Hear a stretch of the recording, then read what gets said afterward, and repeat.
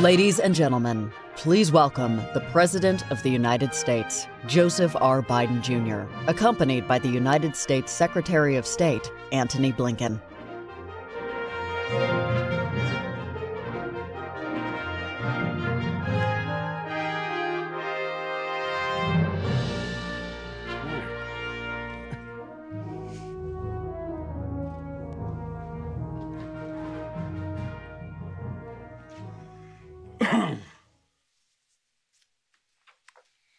Well, hello, everyone, and welcome to the first Summit for Democracy.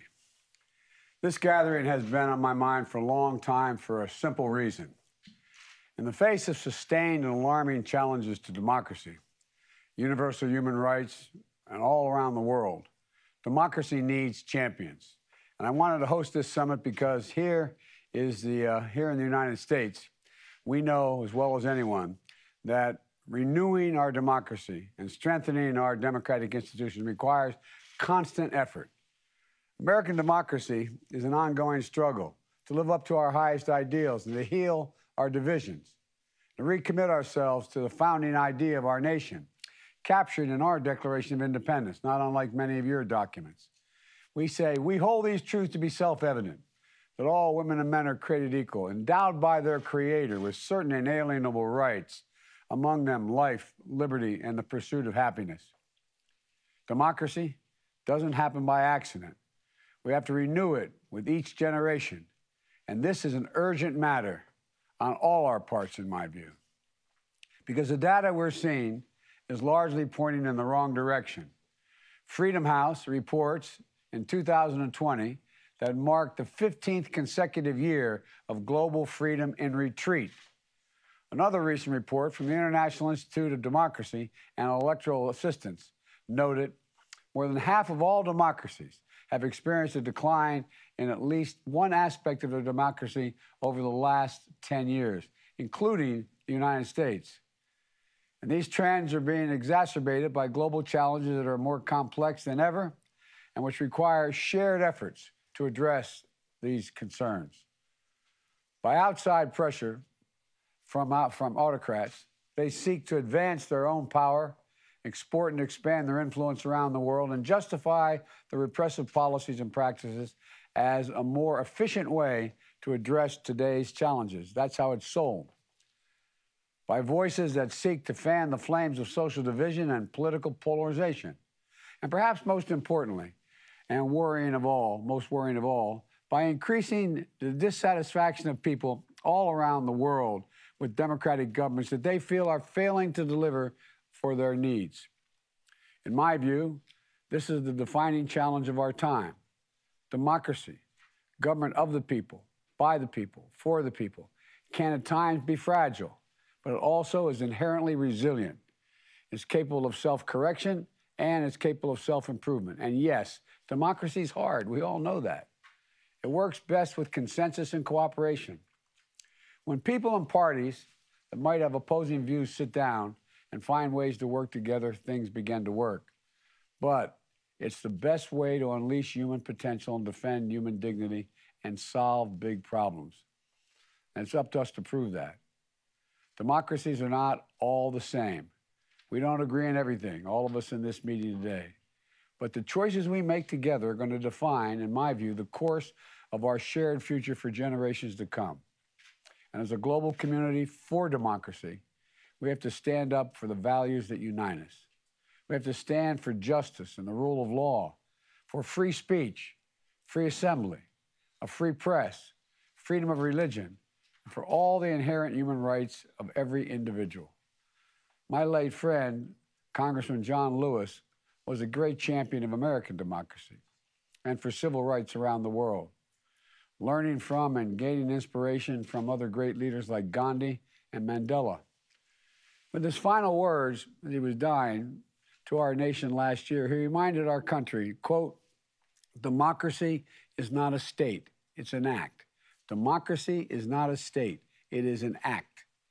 So over the next 2 days, we're bringing together leaders from more than 100 governments alongside activists, trade unionists, and other members of civil society, leading experts and researchers and representatives from the business community, Not to assert that any one of our democracies is perfect or has all the answers, but to lock arms and reaffirm our shared commitment to make our democracies better, to share ideas and learn from each other, and to make concrete commitments of how to strengthen our own democracies and push back on authoritarianism, fight corruption, promote and protect human rights of people everywhere, to act. This summit is a kickoff of a year in action for all of our countries to follow through on our commitments and report back next year on the progress we've made. And as we do this, the United States is going to lead by example, investing in our own democracy, supporting our partners around the world at the same time. From the earliest days of my administration, we pursued a broad-based agenda to prove that American democracy can still do big things and take on challenges that matter most. That's why we immediately passed what we call the American Rescue Plan, to get shots in people's arms as fast as possible at home and around the world, to help get this pandemic under control, and to stimulate inclusive and lasting economic recovery that's also helping to drive global growth.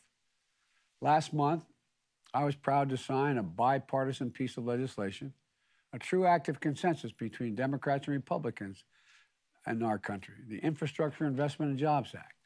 This legislation will make a generational investment to deliver what people need most in the 21st century: clean water, safe roads, high-speed broadband internet, and so much more, all of which strengthens our democracy by creating good-paying union jobs that will translate to lives of opportunity and dignity for working people with better access to the tools and resources they need to thrive. And soon, I hope to sign into law a bill we call the Build Back Better plan, which will be an extraordinary investment in our people and our workers and give American families just a little more breathing room to deal with their problems and their opportunities. Our domestic agenda has been focused on delivering for the needs of the American people, strengthening our democratic institutions at home. My first day in office, I signed an executive order to advance racial justice and equality. And my administration recently released our first national strategy on gender equality and equity.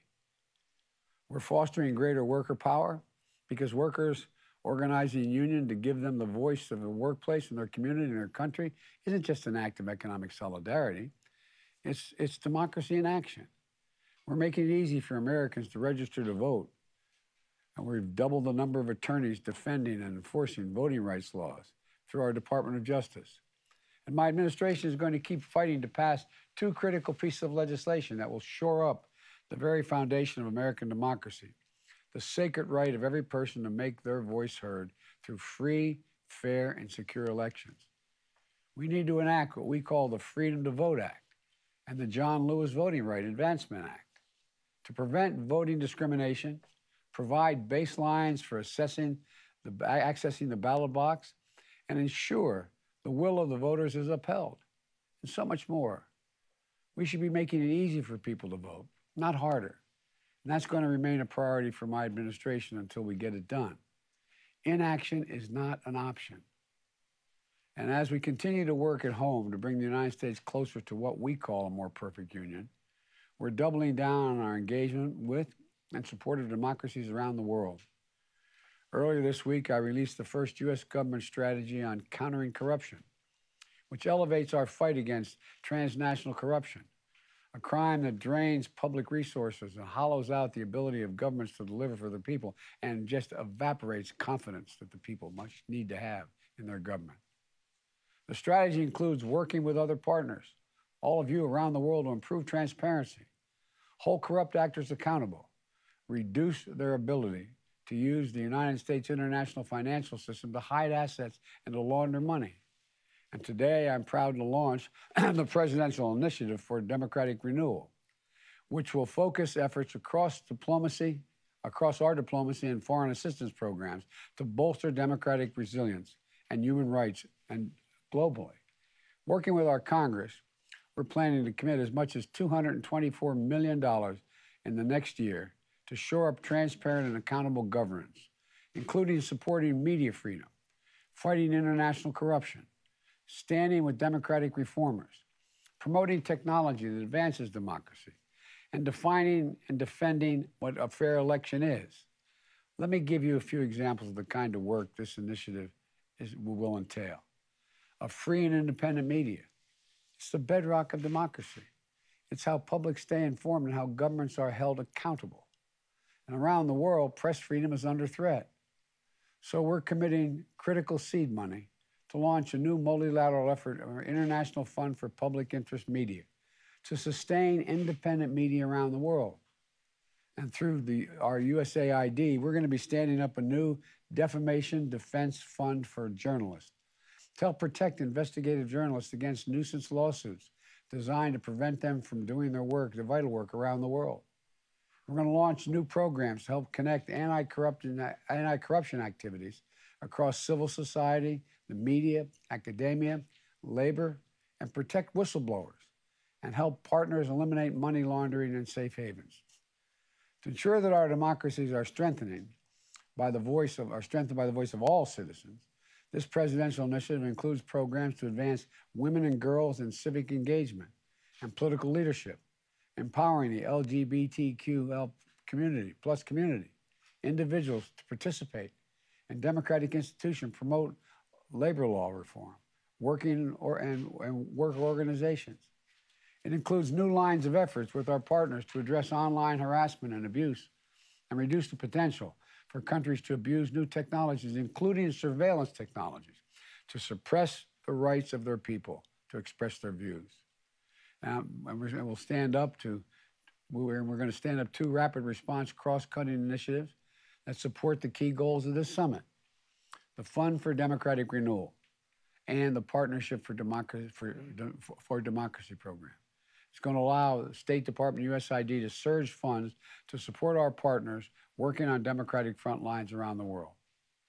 My fellow leaders, members of civil society, activists, advocates, citizens, we stand at an inflection point in our history, in my view.